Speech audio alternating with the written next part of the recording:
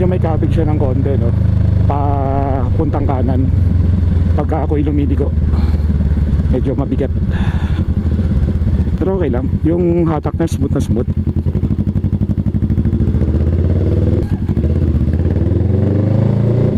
Ayun, no? Pag kinapit kong pakanan, parang nagtutuloy-tuloy siya. Pag kinapit ko ng pakaliwa, normal lang.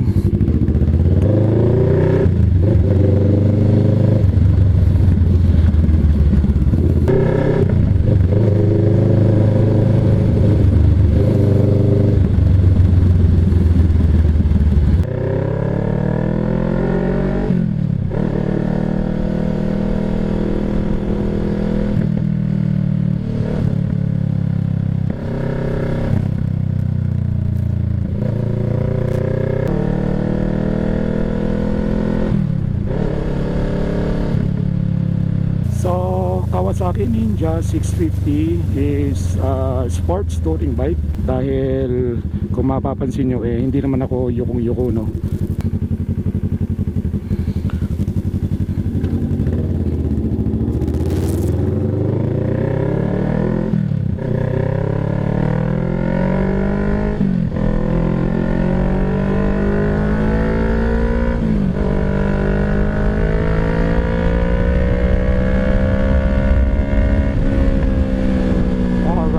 Kwarta pa lang yun.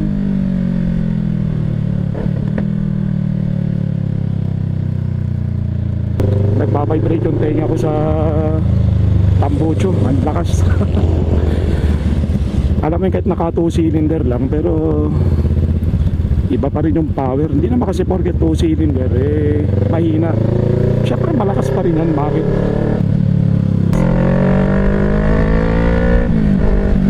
May basa. So yan lang guys, no? Bale itong video natin is parang ine-enjoy lang natin itong Kawasaki Ninja. Kasi nung dinride ko yung Kawasaki Ninja na ZX6R gabi, hindi ko masyado makita yung kung ano, no, view nung big bike.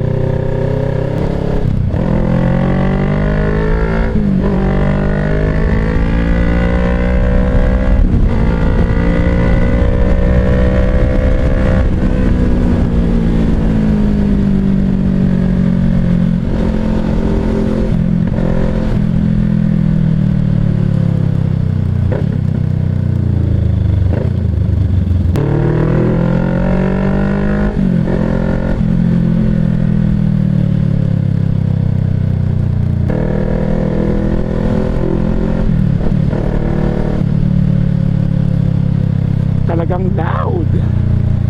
Loud. Lakas po hindi ng preno nito sa unahan.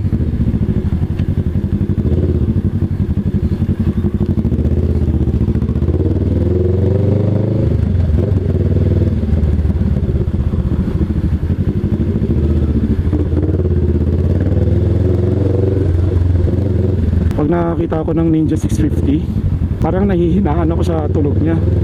Pero pag ikaw na mismo nakaupo dito, ang lakas.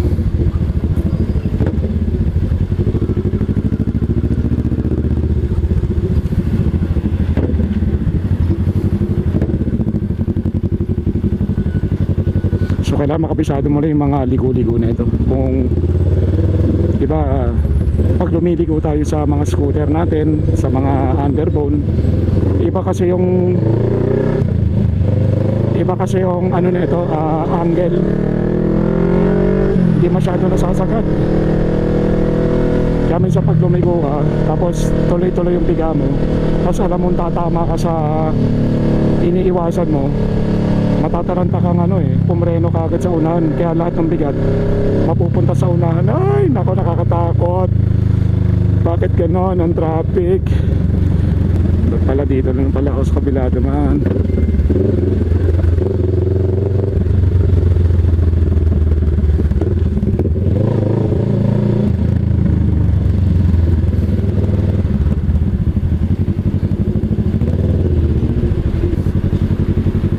Tsaka hindi siya mahirap i-neutral.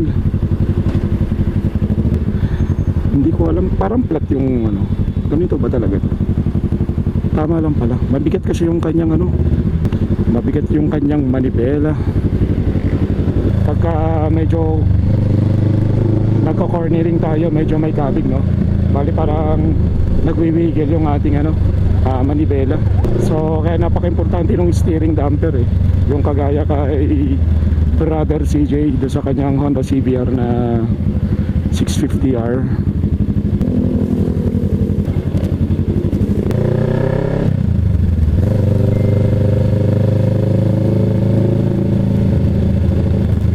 Nako po, ang traffic guys.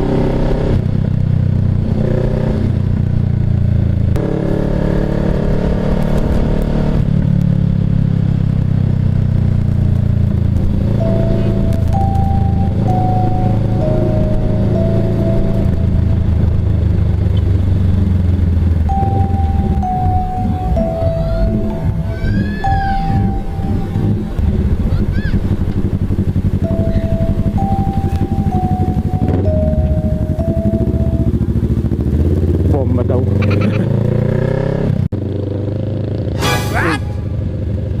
Sinasayaw pa ni sir yung ano.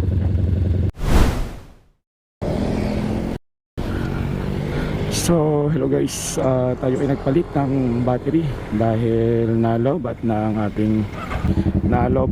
ating battery, kaya tayo ay tumabi muna para palitan ito, no.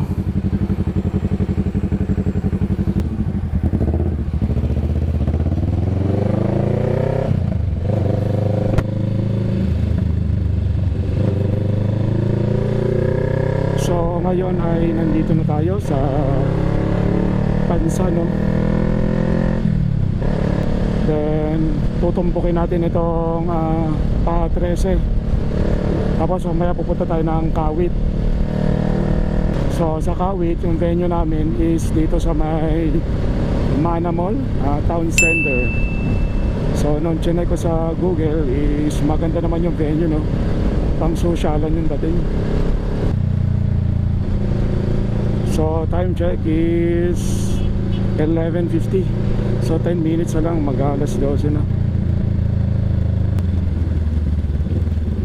Tutupi ko lang to guys kasi sisingit-singit tayo. Tignan nyo yung angulo na to guys, para kang naka Sigma 250 yung Rusi. Oh, promise. Tignan nyo, kasi tinry ko siya ngayon itupi. Although hindi nga dapat ito nakatupi eh. Tinry ko lang naman kasi medyo masikip.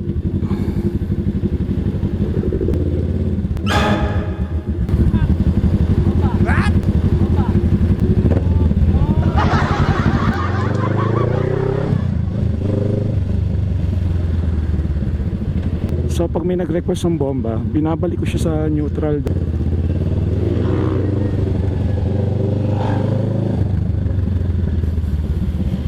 Ang cool ito, para ako naka Sigma 250.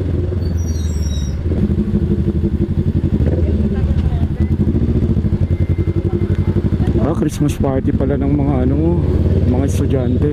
Yung kasi yung nagpapaano dito guys, hindi naman ako bago sa area na to. So pag kami ay babalik na sa opisina, kapag kami ay naka 4 wheels, traffic talaga dito kasi merong school dito.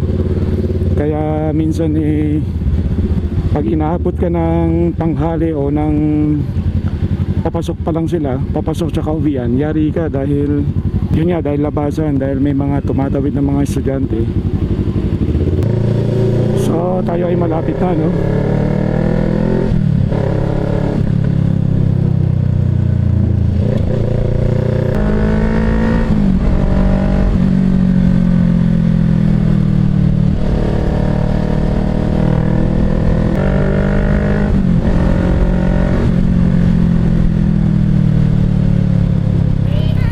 So, update ko kayo ulit guys.